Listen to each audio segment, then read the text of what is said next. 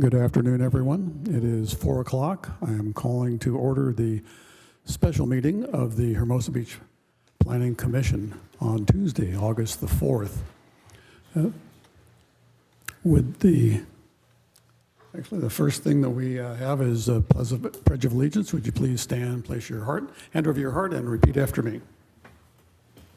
I pledge allegiance to the flag of the United States of America and to the republic for which it stands, one nation, under God, indivisible, with liberty and justice for all.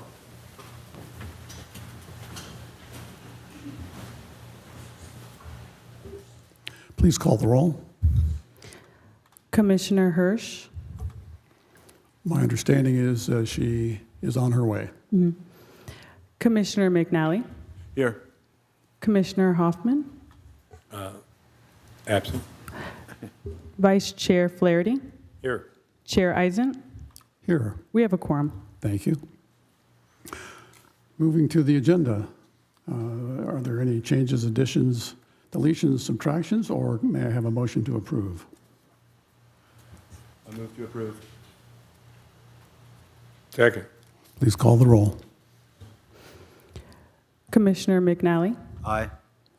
Vice Chair Flaherty. Yes. Chair Eisen. Yes. Motion carried.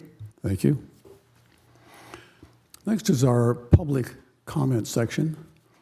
Whether you're in chambers or online, if you wish to comment on something that is under the purview of the Planning Commission, you're welcome to come forward and do so. You would have 3 minutes. Some of you may be here for the public hearing.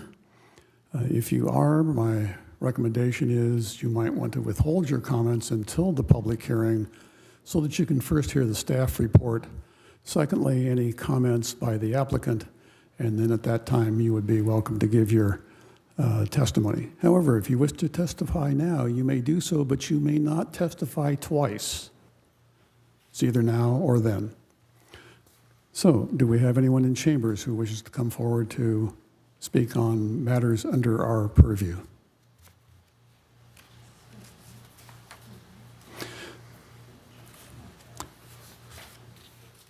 Seeing no one, do we have anyone online? We do not have anyone online wishing to speak. Thank you. I'm closing public comment. Moving on to our public hearing. May we have the staff report, please? Project Planner Johnny Case will provide the staff presentation for you this afternoon.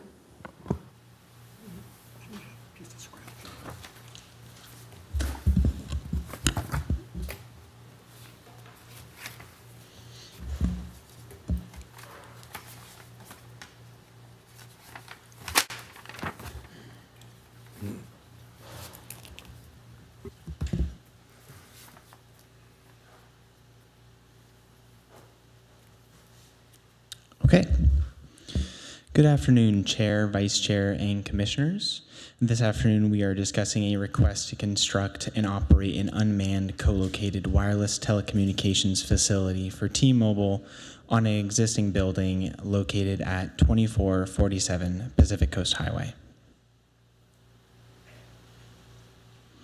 The project site is located at the southwest corner of PCH and 24th Place within specific plan area 8. As shown here in the photo, the proposed wireless communications facility would be located on an existing commercial building that already accommodates a wireless facility.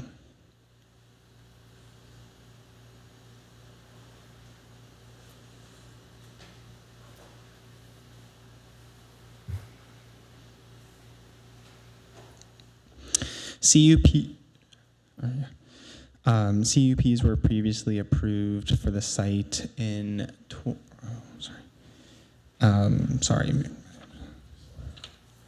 I skipped, yeah, there you go. Okay, CUPs were previously approved for the site in 2001 and 2019 and exist on the building roof and the facade today.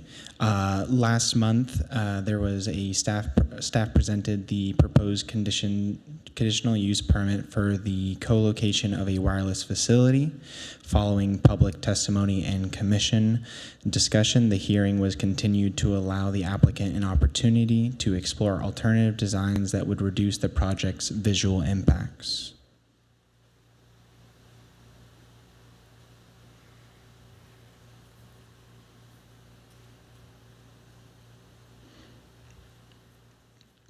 Wireless communication facilities require approval of a conditional use permit under the Hermosa Beach Municipal Code.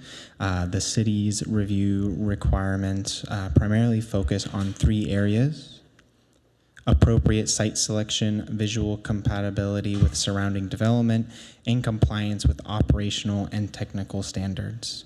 These standards provide the framework for evaluating the project before you this evening.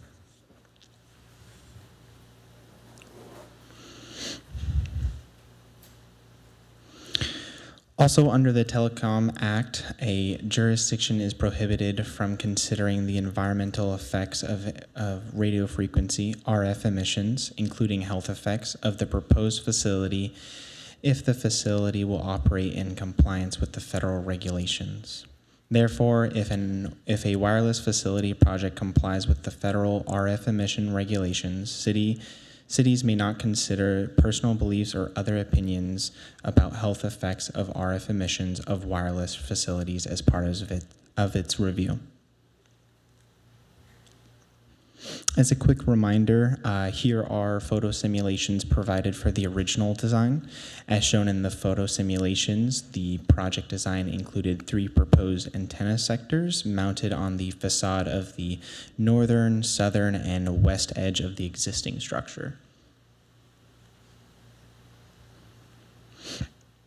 In response to the Commission's comments, the applicant developed an alternative design concept.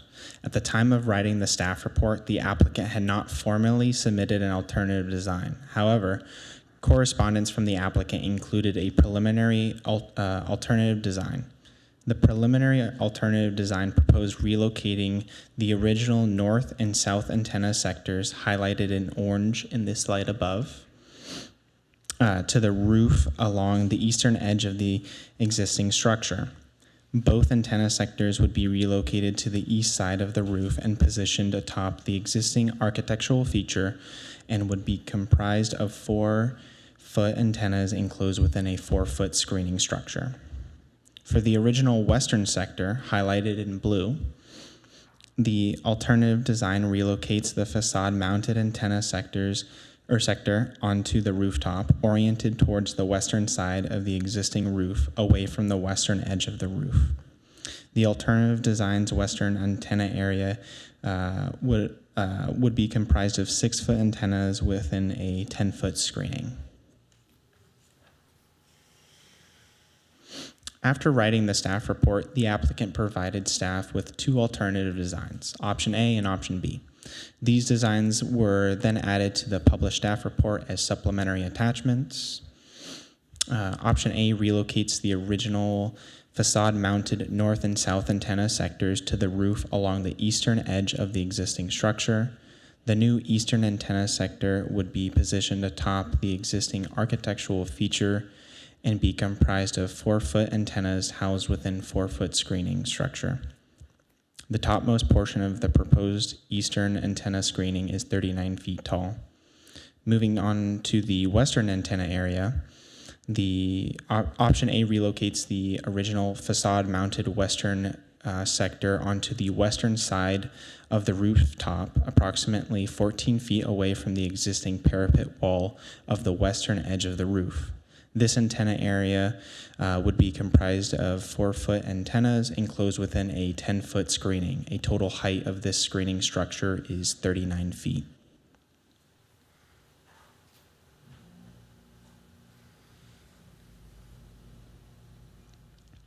In addition to the alternative design plans, the applicant also submitted photo simulations demonstrating the appearance of the alternative designs. The photo simulations shown above reflect the eastern and western antenna sectors proposed with option A.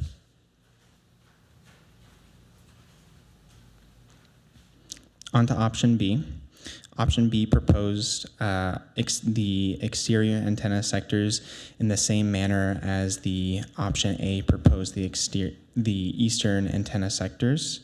It proposes that the relocation of the north and south antenna sectors to the eastern edge of the roof, and it is also comprised of 4-foot antennas within a 4-foot screening. The sector shares the same height of 39 feet tall.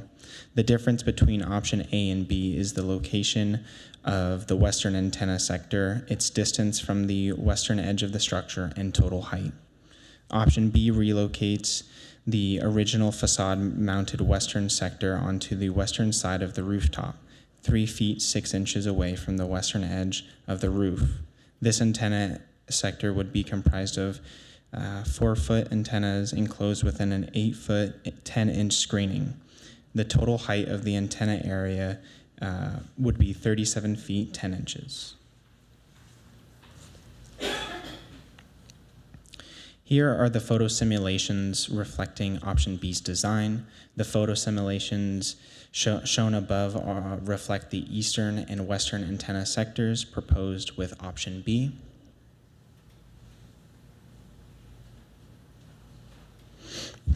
At the Planning Commission hearing held on July 21st, 2026, the Commission directed staff to strengthen this condition by establishing a set time frame in which the applicant must regularly provide the city with an RF emissions report to ensure continued compliance with FCC regulations. However, upon further discussion with the city attorney after the hearing, the city attorney advised against establishing a set time frame as requested by the Commission. With the city attorney's direction, this condition of approval has remained as originally recommended.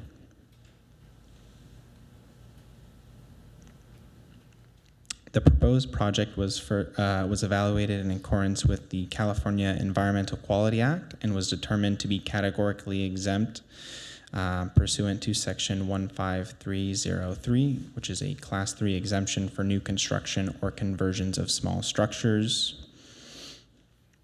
This hearing was continued from the July 21st, 2026 Planning Commission meeting to a date certain of August 4th, 2026. As a result, new public notices were not required.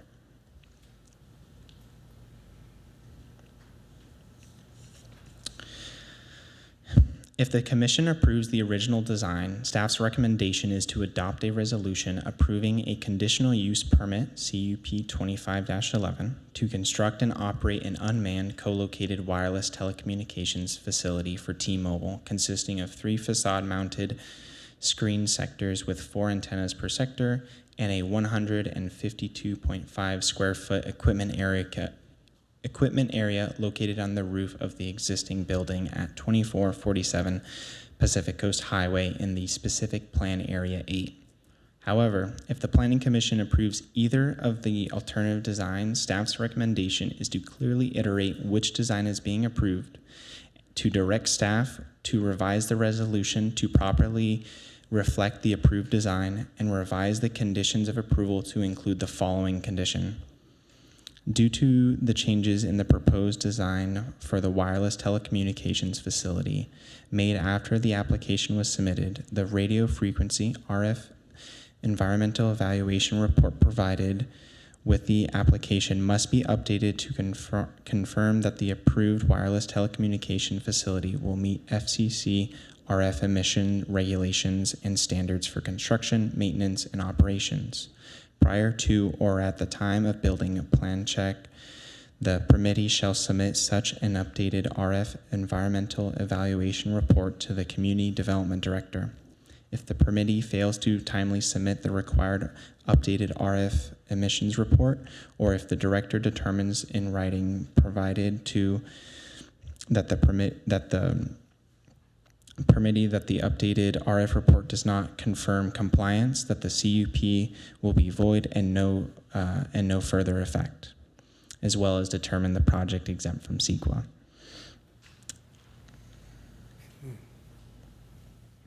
This concludes staff's presentation.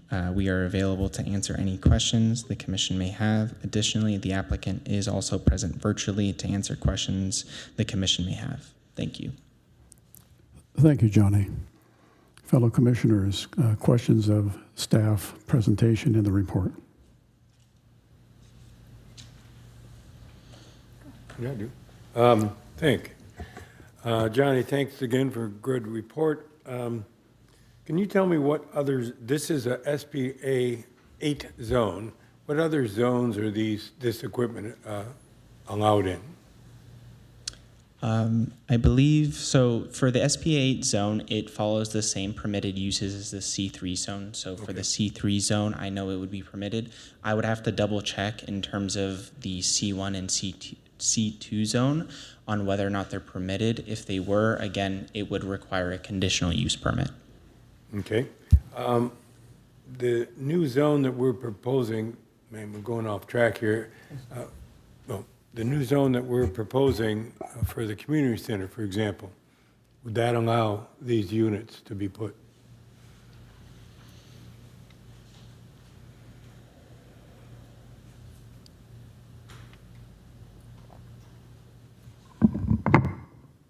Commissioner, are you referring to the discussions that we're having about the nomenclature change for commercial zones? Well, We're going to have not our only second. the commercial, but we also have a new zone that was proposed for City Hall, Community Center, and so on and so forth. It wasn't just open space anymore. Community facilities, and I am not aware that we allow that. Okay. Perhaps the planning manager will look it up while we're talking and can provide a more concrete answer. Thank you. And again, it's another track, but I just wanted to see. On page 3 or 4 of the staff report, it goes into great detail on how this particular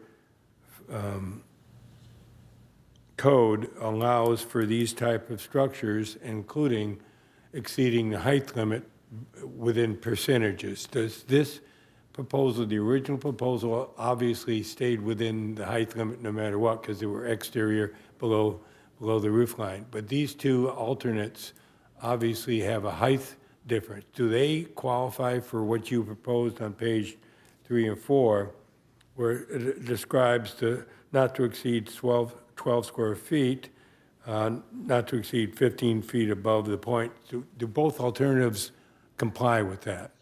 So, yeah. So again, the formal alternative designs didn't come in until after the writing of the staff report. But again, based off of my understanding about the dimensions of the alternative designs, the antenna sectors, I do not believe that they would meet that requirement for the surface area to be no more than 12 square feet in surface area. You say that they will not meet that exception. I believe so, yes. Okay, right now we have a code that allows an exception to the height limit based on the square footage, so that a variance is not required. If indeed it doesn't meet these standards, do we have to do a variance? Yes, that is correct. Okay.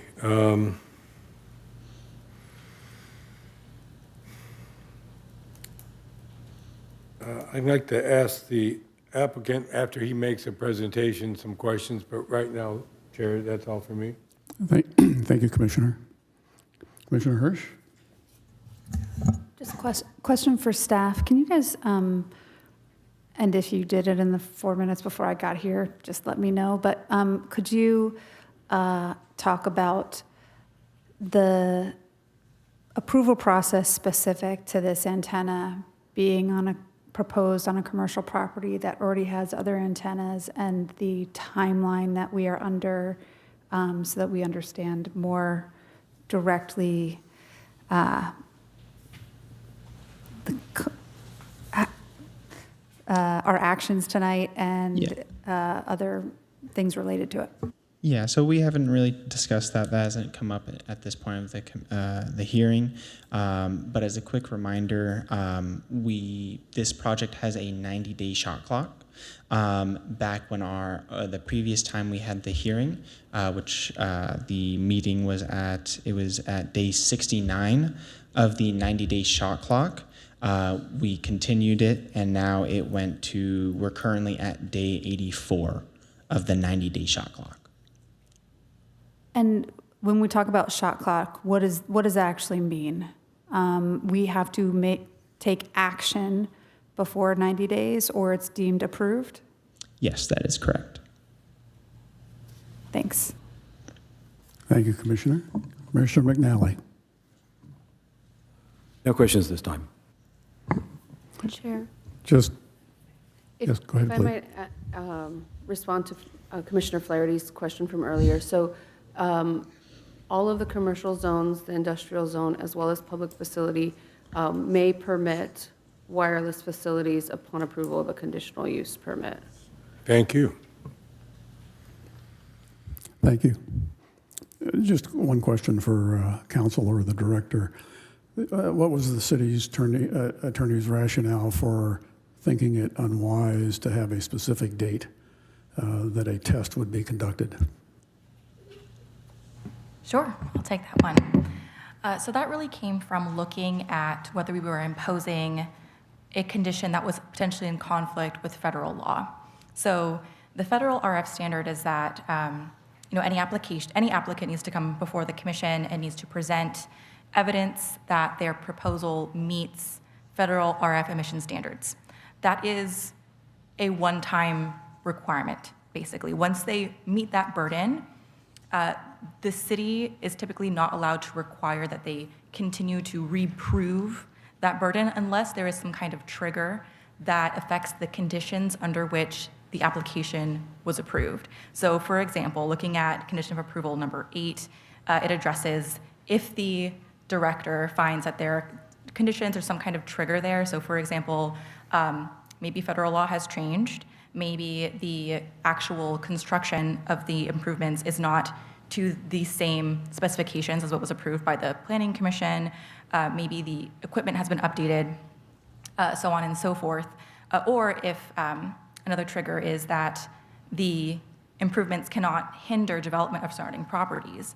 If there's a surrounding property that's being developed and there are serious concerns about whether or not RF emissions would fall beneath the federal standard, that is the trigger by which the director would then be able to come back to the applicant and say, you need to continue to prove up the fact that your facility is in compliance with federal standards. What was being suggested last meeting was that we place a timeline on kind of this reapproval or this resubmission without connecting that to another trigger environmentally or connected to the actual construction of the improvements. So that's where our telecommunications team kind of raised a red flag on the play and said, this could potentially be in conflict with federal law because we're placing an additional burden on the applicant that is not required under the federal statute. Because again, once the applicant has met their burden, unless there is some kind of condition or other trigger which the city reasonably believes would affect their ability to prove that RF emissions are still within federal standards, we could be placing an additional burden that could be seen as undue, and it could open the city up to potential liability. Thank you. A question for you then, perhaps you or the director, or you, Mr. Case. If a preliminary determination is that Proposal A or Proposal B is not in compliance with the maximum height standards, 17.48.390, and a variance is required, and we have 6 days left, does that mean that if a majority of the commission this evening wants to grant a variance, it must be done this evening, as opposed to it's not a whole restart of a clock on our side for another public hearing at a later time? Is that what is before us this evening? That's what I would suggest. At this point, the applicant has not formally amended their application to include the 2 alternative designs that are before you tonight. So that's why we don't formally have variance findings in front of you, because it's not formally part of their application, which I could get is a little bit frustrating and perhaps a little bit ambiguous. it would have been clearer perhaps to have all of that information in front of you tonight. But in the interest of the shot clock and in the interest of, I think Johnny has proposed some conditions as part of the approval that would allow city staff to go back and thoroughly vet these alternative designs against RF, against the city's code. We do recommend continuing and approving, a variance as part of this package, or in essence, in spirit, a variance as part of this package. Could you repeat that one more time? So we would do. Yeah. Because Just we're the on, last sentence. yes, because we're on the shot clock, and because our planning staff has thoughtfully included conditions of approval here that would apply if the alternative designs were approved, which would allow staff to thoroughly vet those applications. We recommend, if the commission wants to go with the alternative designs, that you approve the entire package tonight. So do not come back another time to look at variance findings separately in the interest of time. Do I understand correctly then that with the shot clock expiring in just the next few days, if we don't make a decision, it goes back to the original application and can move forward without anything that we say? So That is correct. we have an And- option tonight to make an alternative to the original plan in which the applicant has made several changes over many meetings.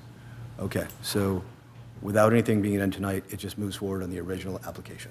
And to add to that, Commissioner, as well, I would say tonight we have the opportunity to condition this approval. If we do not take advantage within the shot clock, the application moves forward unconditioned. Any other questions of staff?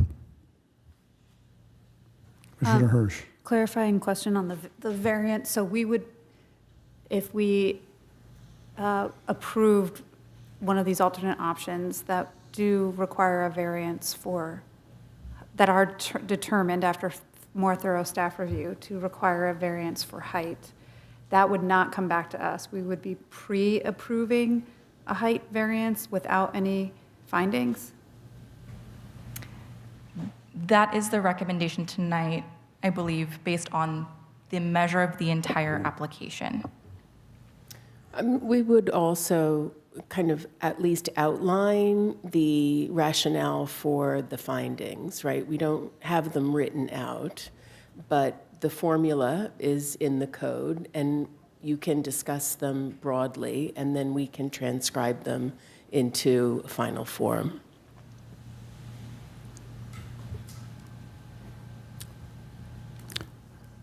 Thank you, Johnny. Seeing no other questions of staff, is the applicant online with us? And may we have his or her name again, please?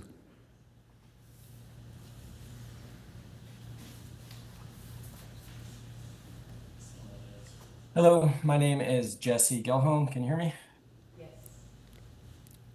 Jesse, excuse me, could you repeat your last name, please? Last name Gilholm.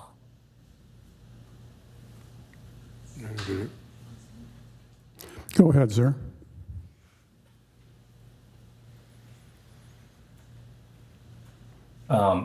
Sorry, my internet was unstable. There's no questions you want me to present now?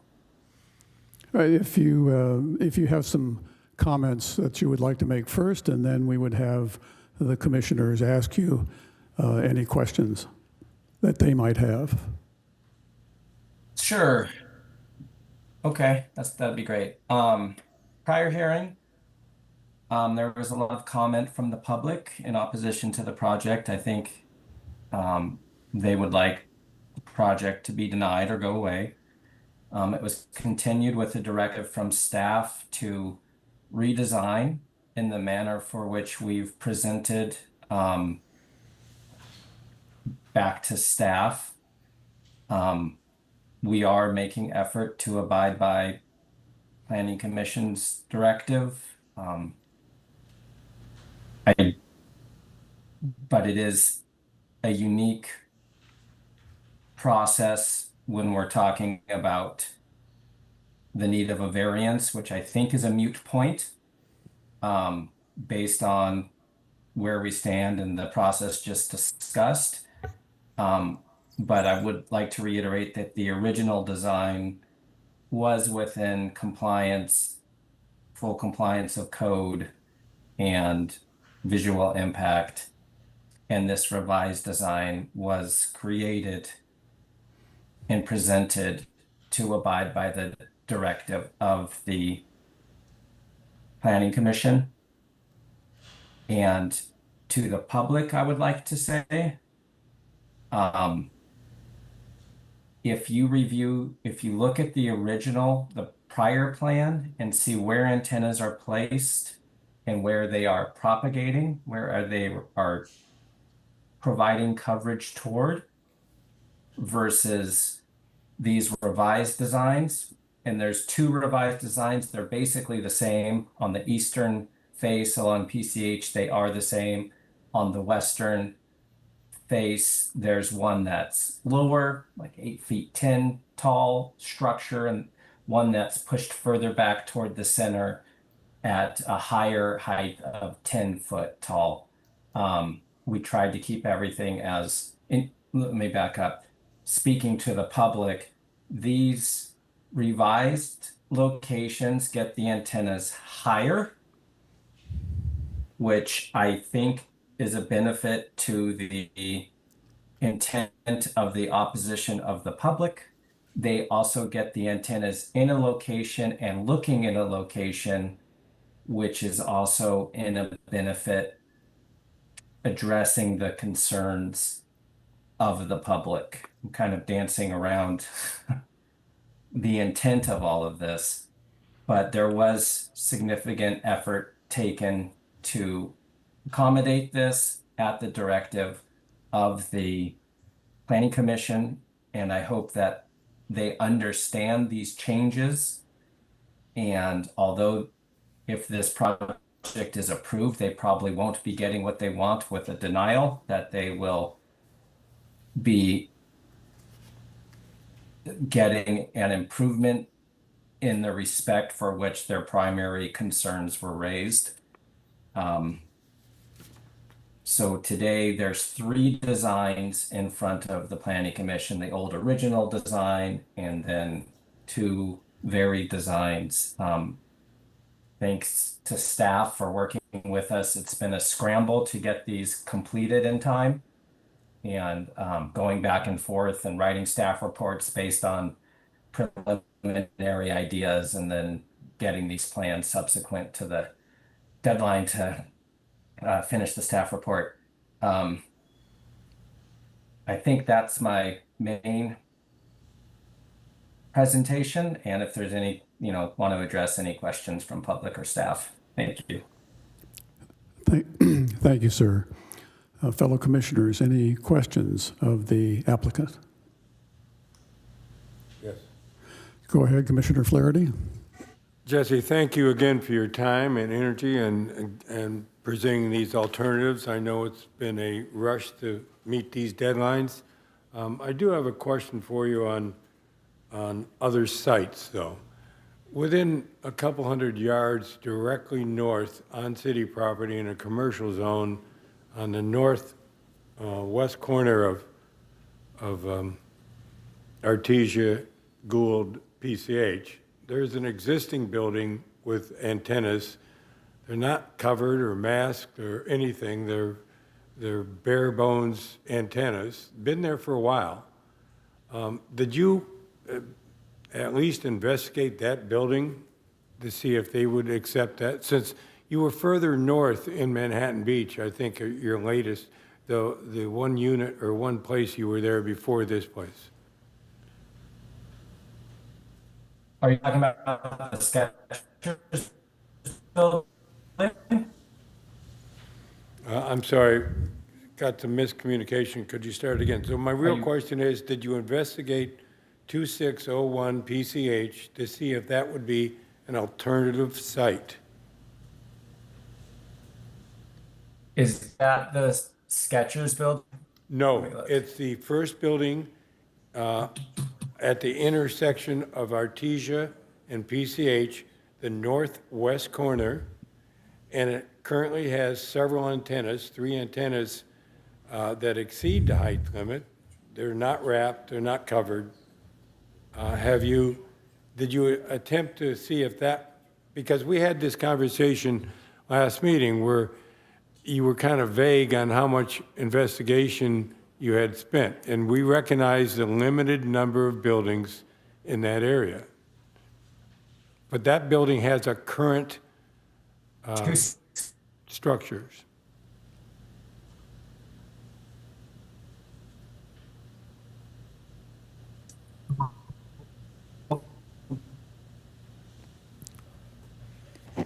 I think we're losing you. Yeah, that wouldn't provide the same coverage. It wouldn't cover the, sorry if the connection is not good. That location would not meet the coverage objective, and T-Mobile does have a site just to the north of that on PCH.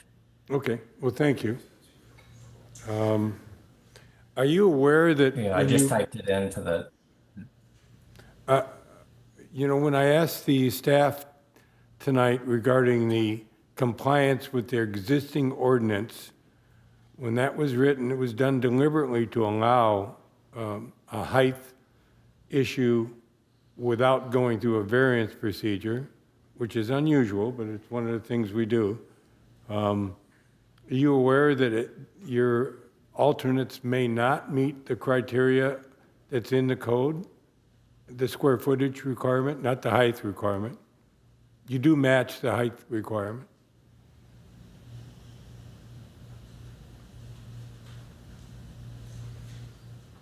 Was that a question? Yes. Am I aware of it? Are you aware that it did not meet the existing code? Not for these revised signs. I was not fully certain on if it meant the code or not. And if it is problematic and you can't approve it, then I would request to revert back to the original design submitted. But it seemed like in the prior planning commission hearing, there was an allowance made to approve such an alternative design. So I'm not familiar with the volume of the cell site and how it would or would not meet that code standard. Okay, thank you. Any other questions of the applicant? Thank you, sir. Please stand by. We're going to open the public hearing. We will allow you to make comments at the end of the hearing to respond to anything you hear. So the public hearing is now open. We're going to take folks in the chamber first. When you come forward, please state your name for the record, and you have 3 minutes.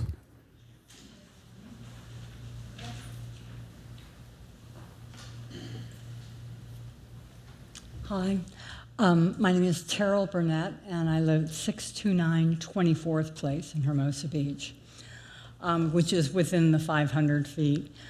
I guess the two questions that are top of my mind would be to have more formal, if the committee does decide to go ahead with this, to have complete plans for the rooftop installation before making a decision. It seemed very cursory and off the cuff what I was able to review. And granted, I'm not familiar with reviewing architectural drawings, but I found it very hard to visualize exactly what it was going to be like. So I think it might be helpful to have all of that formalized before we went forward. And my biggest question, I think it's going to be coming up again and again, is alternative sites. Speaking briefly with the office, the Planning Commission office, I got the impression that Hermosa Beach Planning Commission relies on the applicant to provide an analysis of the alternative sites.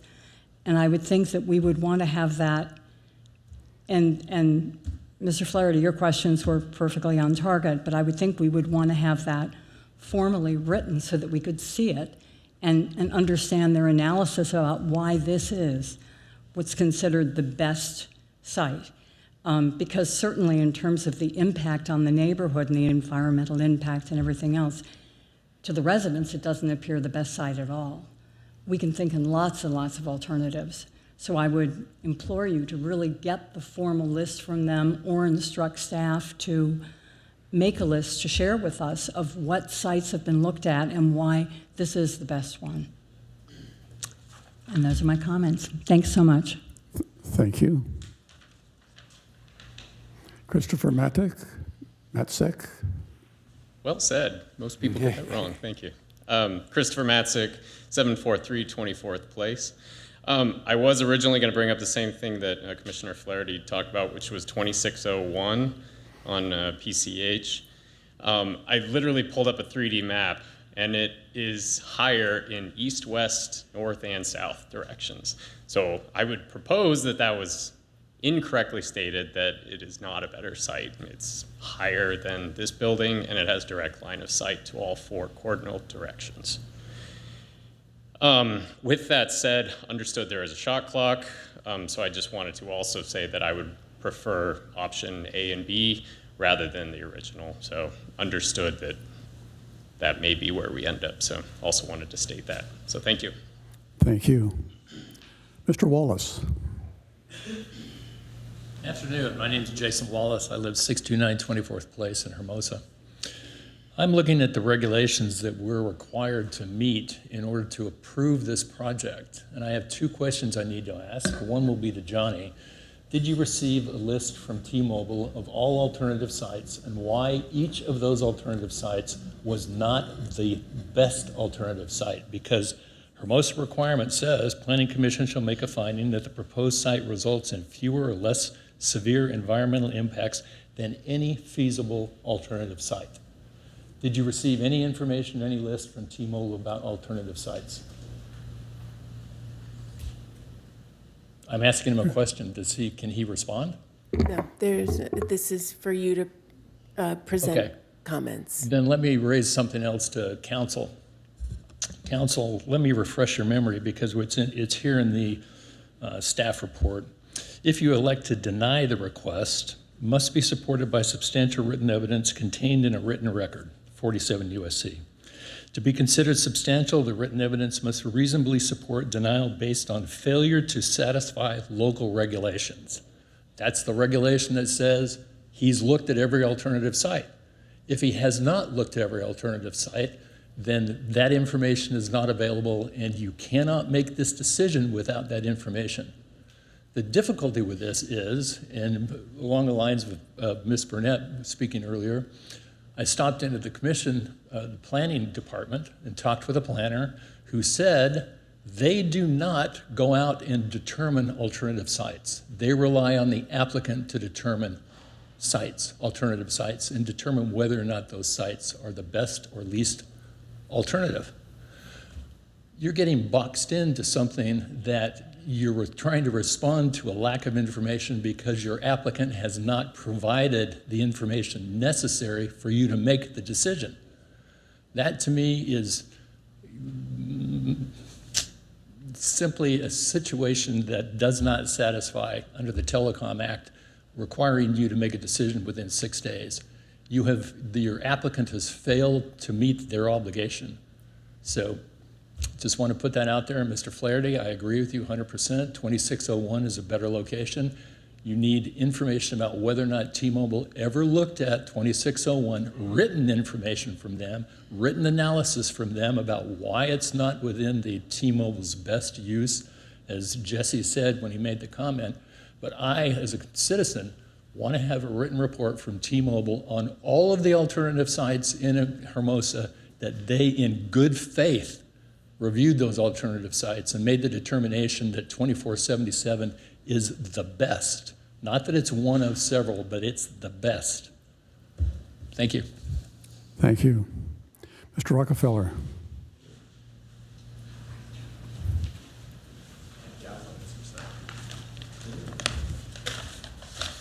I have a couple of questions for T-Mobile.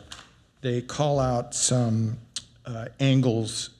When they did their alternative study, they took the west-facing cell and they turned them at angles about 90 degrees apart. one at 210 and one at 300 degrees.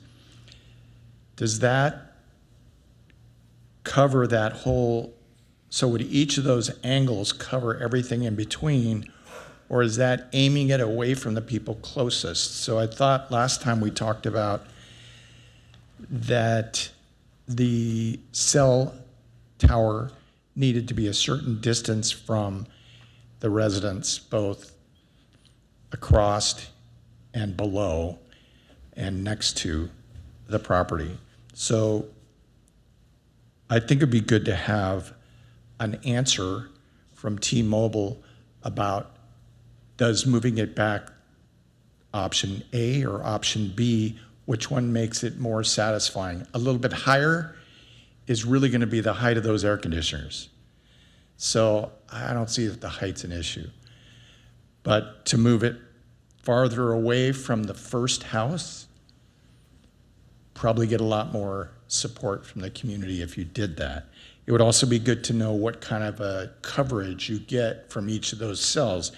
If you look at their drawing, they turn them at an angle, which I appreciate because it used to be straight out, right? So they've moved it back, they've took them at an angle. Does that satisfy some of the big concerns of some of the residents? That's my question there. Also, I pretty much agree with everything everybody said. It is feeling more and more like you're damned if you do and you're damned if you don't. So thank you for your comments. Hope you take it all into.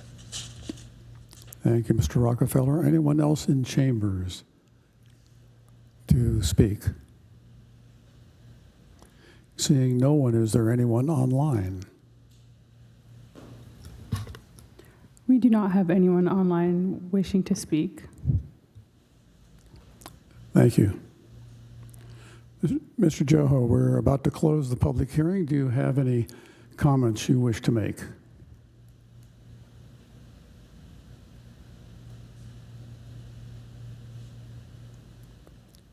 Sir, are you still with us? He has permission to speak. Oh, there you go. You're referring to me? Yes, sir. Go ahead. Do you have any closing comments you wish to make before we close the public hearing?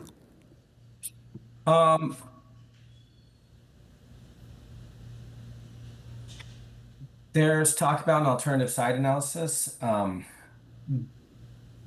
I could have provided a statement of why we can't go north, which would eliminate all properties to the north. We've been scrambling for an alternative design. If there was a planning commission directive to provide that during the last meeting, we would have. This is every intent for the best possible, least obtrusive site. And I hope that there's no ask of a continuation for that matter now. But no, in fact, if there's any other comments from staff, I'd like to have the opportunity to address them, but I think that's it. Any questions of the applicant, either from staff or the commission? Once again, what's the address on the John R. Quigley building that is on the northwest corner? What was the reason that that was not considered?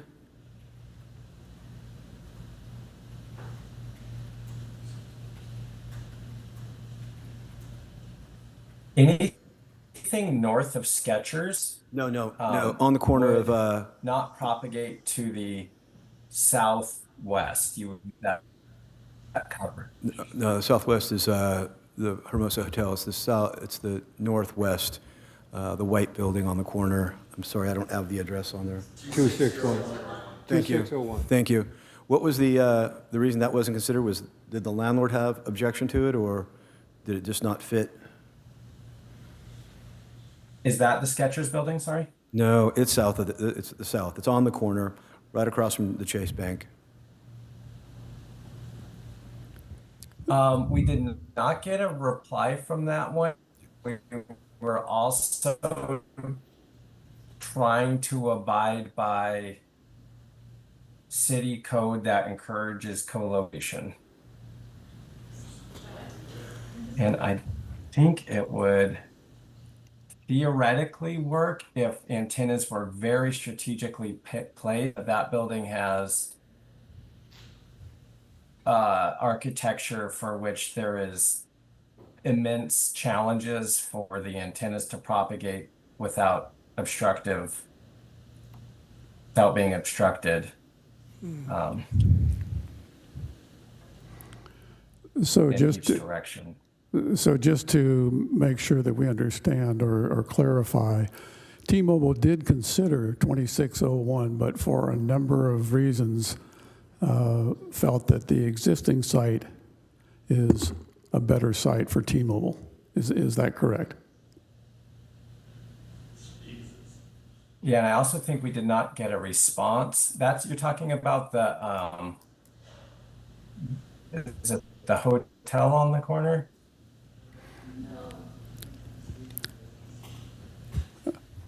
It's the northwest You were corner. talking about the Hotel Hermosa, right? No, northwest, across Gould Avenue.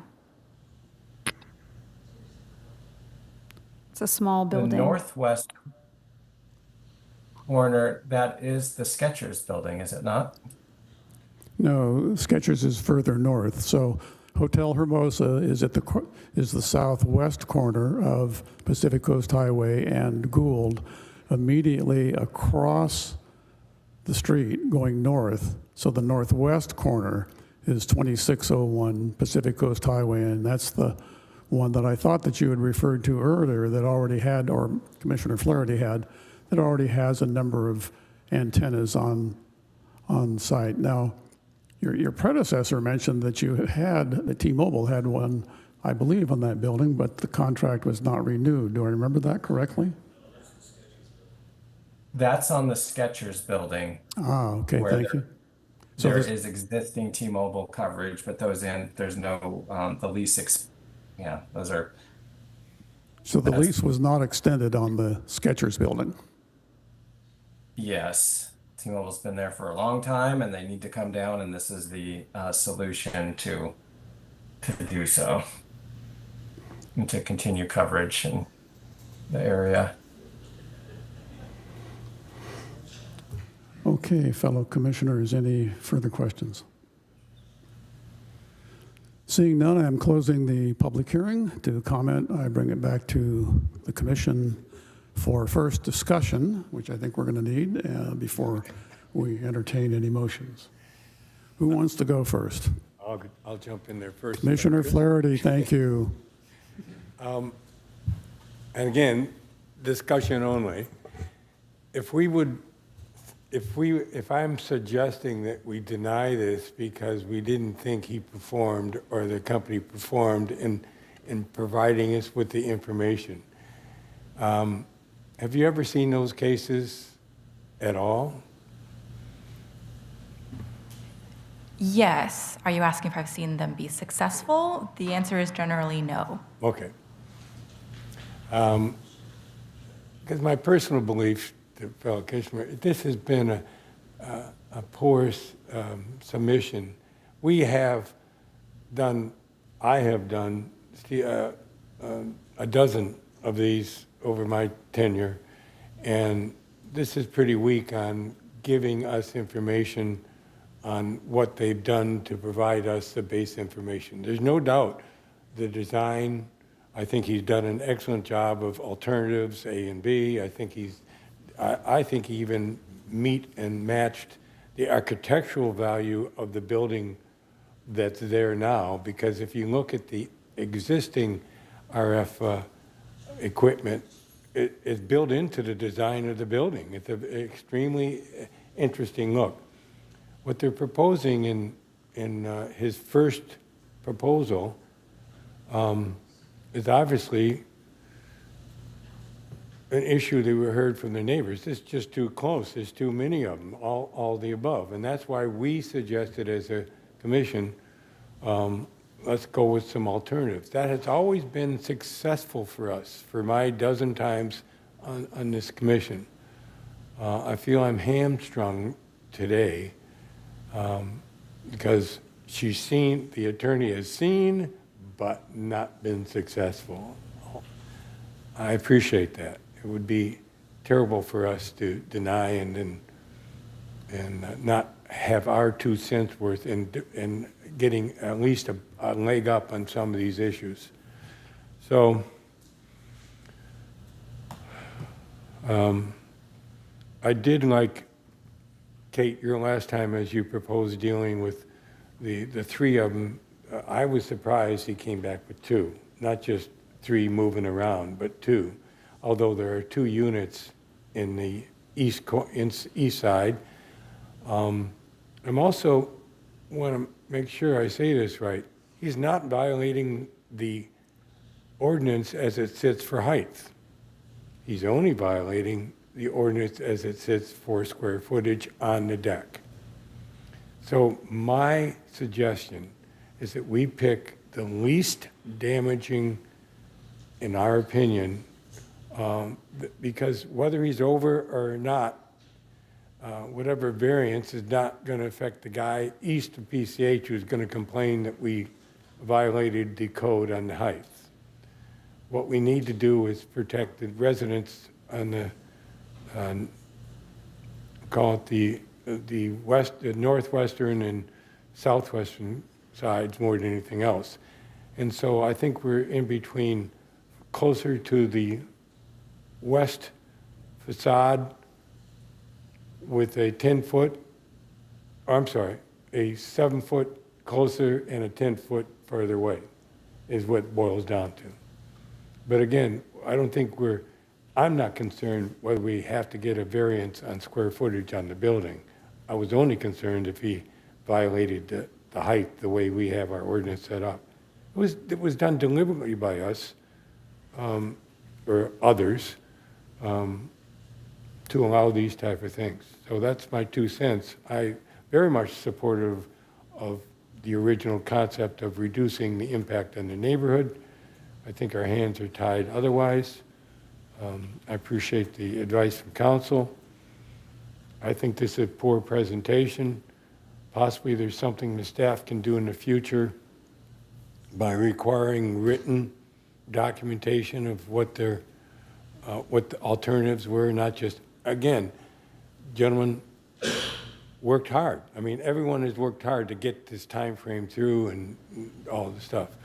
I don't want to belabor the point anymore, but I would support one of the alternatives, because the failure to do that goes back to the original proposal, which, based on what they proposed for screening, doesn't even come close to the architectural value that's on the other ones.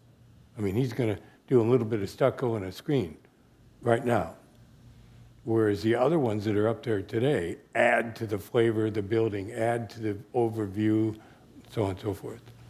So that being said, thank you for your time, Mr. Chair. Thank you, Commissioner. Commissioner Hirsch. Just a clarification question from staff. When we talk about reasonable alternative sites, my understanding is that that's alternate sites that are willing to lease to a cell phone provider to place antennas. So it's not the city's underlying zoning and available properties that are out there. It's the ones that are out there that are willing to lease their rooftop space. Can you clarify that for me? Yes, that is correct. And it also has to do with the coverage that the applicant is looking for. So not only is it available and feasible, but the property owner would be interested in hosting that kind of facility, and the facility falls within the desired scope of coverage the applicant is looking to obtain. So regardless of whether we think preliminarily the site at the northwest corner of PCH could be another alternative option, it's not, because they have not offered to lease their rooftop space to T-Mobile, so we can't really be thinking of that as a negative in terms of the available site threshold. That is correct. Okay. I guess my other feedback is I think that the applicant heard some of the concerns of the commissioners and the community with regards to their initial plan and proposal. I echo Commissioner Flaherty's comments about how can we next time have a little bit more time to not only share with, I mean, the community, I think, just saw the plans for the first time tonight. So that's challenging. You know, if we've got these shot clocks of 90 days, how do we try and pull it up so that it gets in front of the community faster so that we can not have to consider a motion that includes a potential height variance without any of the findings? And I guess one other clarifying question for staff is, and the way I read the staff report in terms of the surface area for the devices, it looks like you calculate the threshold above the height limit, which is 35 feet. Applicant is suggesting 37 plus, and it's on the widest side of the antenna, which does not have a measurement on the plan. So it would be, it looks like, Johnny, you're going to clarify this for us. So instead of me fumbling through it, do you want to clarify this? Yeah, it took me a few reads over as well. So, no, so essentially, again, you hit it spot on, right? At the time of writing the staff report, we only had that preliminary design to go off of. So I really couldn't make that assessment of whether or not the proposed alternative design would meet this standard, but I did want to put it in there to kind of just clarify what the code has established as a form of an allowance in terms of exception to height. As for what this really means, so essentially it has that in a grand scheme of things, it allows for an excess of 15 feet above the max height limit. However, the portion of what exceeds the height limit that maxes out at 15 can have a max surface area of 12 square feet at the widest section. And based off of really quick look at the alternative designs that we received after the staff report, I don't think the dimensions quite meet that 12 square feet of surface area. So they would be over the 12 square feet of surface area? Correct. Can you estimate by how much when you're saying not quite? To give the commission a sense of the variation that is being requested. Yeah, so for option A, I have the dimensions as being 8 feet, or option A, the eastern portion. So this is going to share in both options. So we have the eastern portion, which is 8 feet 8 inches, and then it's 4 feet tall. So that's 8 times 4 would be 32. So you're well over what that surface area would be. So it's not quite there. And then moving on to the western, you have it as being 7 feet wide, 10 feet tall. So that's the same size, but again, you're over the square footage in terms of the surface area, 7 times 10, 70. So it's not necessarily really close. Thank you. I guess just to wrap up my thoughts, I think the applicant did a good job listening to our feedback, trying to propose an alternate solution. I think that given the position that we're in, being on day 84, I would be inclined to support option A, alternative, with the staff feedback on conditions.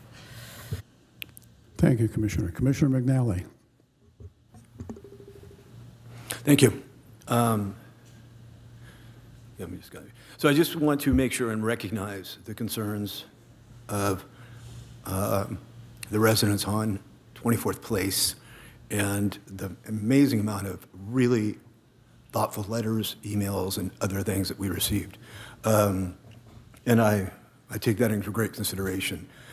But this has gone on for many, many months, and we've looked at things. I feel as though in the past meetings, when the past location was moved and an alternative was identified, this was the alternative location. And I feel as though we've walked, although it might not be in writing of every single location that we looked at, I feel like we walked the street, PCH, from First Street to Gould and looked at every building and possibilities up there. So at this time, I think that the applicant has listened to the residents as well as our council and comments and has made appropriate, and the fact that they meet all the federal guidelines and has met the things that we do. If we really don't have just to deny, so therefore I do support one of the alternatives. I was leaning toward alternative B, which pushes the west tower into the middle of the building. Did I understand that correctly? Because I believe that's option A. okay, if that's option A, I'm sorry for that mistake. I apologize. If that's the case, I'm follow my colleagues with a recommendation. I tend to support option A. Commissioner Flaherty? A offers farther back from the west corner, but it does offer a taller structure. B offers a closer version, but a smaller structure, height-wise. Again, square footage-wise is the same. So I just want to confirm that that's what I'm saying too. Okay. Make sure that was correct. Thank you. Thank you, Commissioner Flaherty. So, Johnny, maybe you're the right person to address this question to, just to make sure I totally understand. The issue of a variance is really primarily on the eastern side because of the 32-foot structure as opposed to 12 square feet. But if the applicant just had antennas there and no structure at all to hide them aesthetically, then he wouldn't be in violation. He wouldn't need a variance. He'd be within the height limit.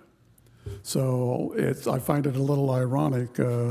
He's trying to make the thing look good, and we're busting him because he's doing that.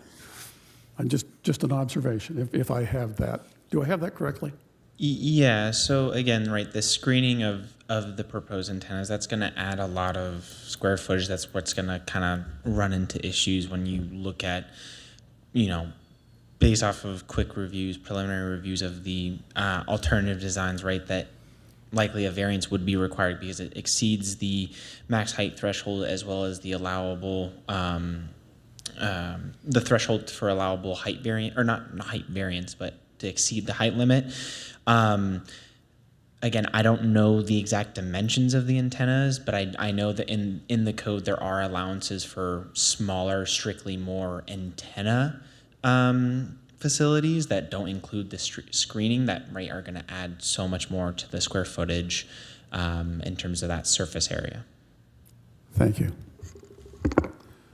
All right, one last comment, and maybe this is just an editorial comment, and then I would hope that we would be ready to try motion. My editorial comment is, in perfect hindsight and for future, I would like to see more analysis of why certain sites were considered and why they did not come to fruition.